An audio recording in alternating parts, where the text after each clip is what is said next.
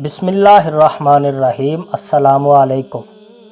कैसर room ने हालात का जायज़ा लेने के लिए अपना एक आदमी मदीने में भेजा।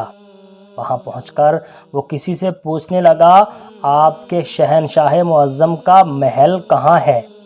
हम लोग शहनशाह, महल और मुअज़्ज़म जैसे अल्फाज से बिल्कुल ना आशना थे। आप ये बताएं कि किस से मिलना है? कहा, मुसलमानों के बादशाह से। फरमाया, हमारे यहाँ बादशाह कोई नहीं, सिर्फ एक खादम होता है जो हमारे मामलात का इंतज़ाम करता है।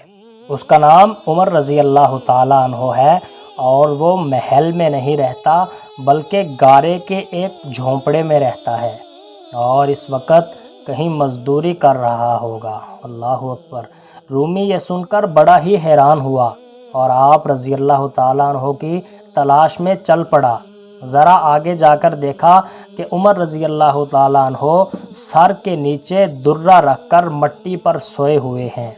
ये देखकर कहने लगा, क्या ये उमर रज़ी अल्लाह ताला अन्हो जिसकी हैबत से दुनिया के फरमा रवाओं की नींद उड़ चुकी है? ऐ उमर, तुमने इंसाफ किया और तुम्हें गरम रेत पर भी नींद आ गई।